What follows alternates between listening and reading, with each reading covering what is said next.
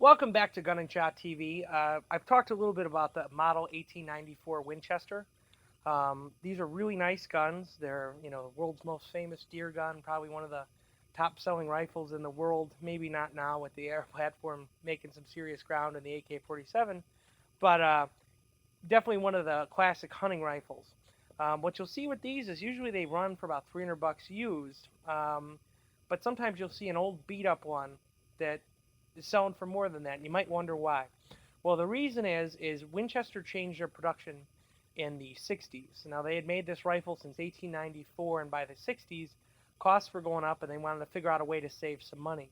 So they changed how they make these, and the changes are minimal, but collectors definitely see the difference, and I'll show you what the difference is. So I've got this is a 70s production Winchester. If we pan down to the table here, we've got a post 64. This is a 60s production, and this is a pre 64. This is, I think, 1940s, 1950s production gun.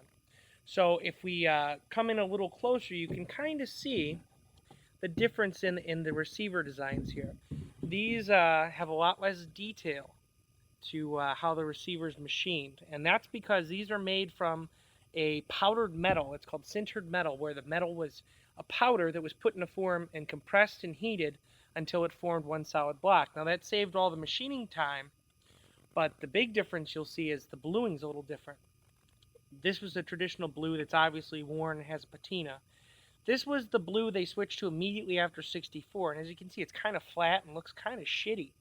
It's in decent condition, but you can see how it doesn't look very nice.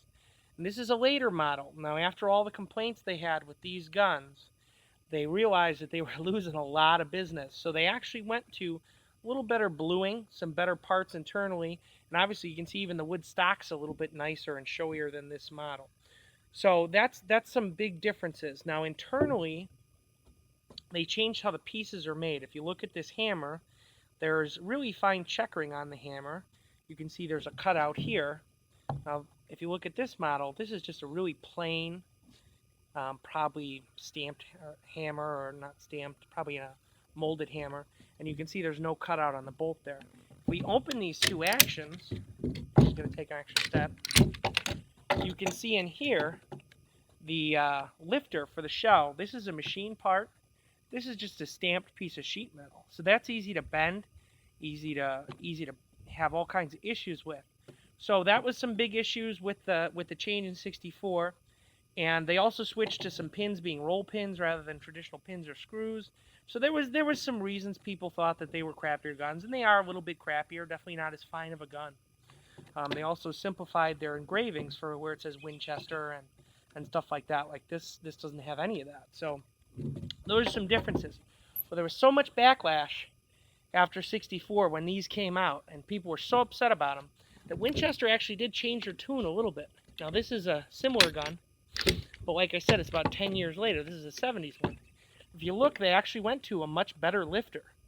It's a machine part. Not as nice of a machine part as the original, but nicer. They also went to the nicer bluing. Now, the problem with the sintered metal is it doesn't take as good of a bluing. So even though they put a little bit more polish into this blue, it's not a good blue. You can see where it's come off on the tang here. So that's the big difference. Now, if I were going to buy a Winchester 94, obviously the price that you really want to get is about 300 bucks or lower. If you can find a pre-64 model for 300 bucks or lower, you're going to do very well. That's a nice gun. You know, if the finish has a patina and some wear, that's not a problem. These are great guns. They shoot great, you know, and a little bit of honest wear, I think, makes the gun nicer. Now, this immediately post-64 has the stamped parts, has the crappy blue, has crappy wood. So it's definitely not something I would recommend strongly, but you can get the better parts for it, and pretty much you'll just be stuck with the crappy bluing. But the deal that you'll come across is these. In the 70s, they went back to the nicer blue. They went to the better parts again to try and save some of that customer base. So the big drawback with these is just this bluing looks a little bit non-traditional. It looks almost a little bit purplish on some of the guns, and it doesn't hold up quite as well to use. But really, The later 70s guns, I think, are much better value than these post-64 immediate issue guns. And then if you go a little bit further, Winchester came out with an angle eject, I think in the 80s, where the cartridges throw sideways rather than straight up. So it's not a huge deal. It's to accommodate scopes, but it's not traditional. So I don't think those, in my mind, are as nice of a gun. I want a traditional straight up. This is a certain type of gun, and I kind of want exactly what it's supposed to be. And then later they went to ones with a tang safety, where you push through, there's a tang safety or a button safety, a cross bolt safety.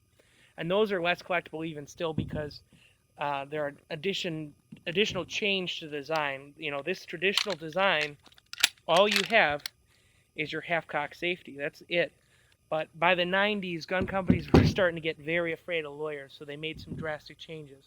But like I said, these are your basic differences. So anything post or pre-64 is going to have these traditional features, have a little bit better work put into it.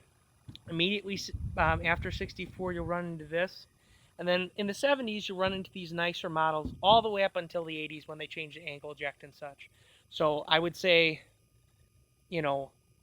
from the early 70s to the angle eject, actually nice guns. Definitely keep an eye peeled for them.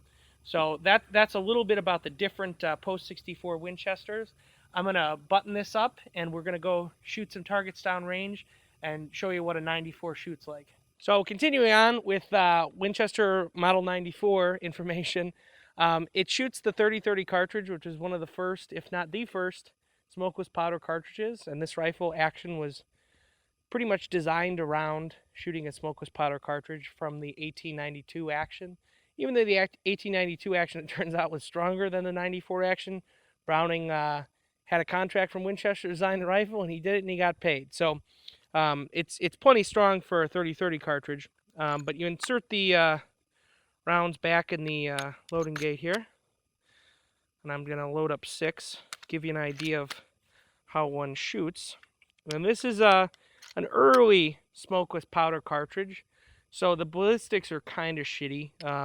It's similar to shooting a 7.62 round by 39 for an AK. It's good for 100 yards or maybe 200 yards, but beyond that, you're getting into a trajectory where you're lobbing it like a grenade.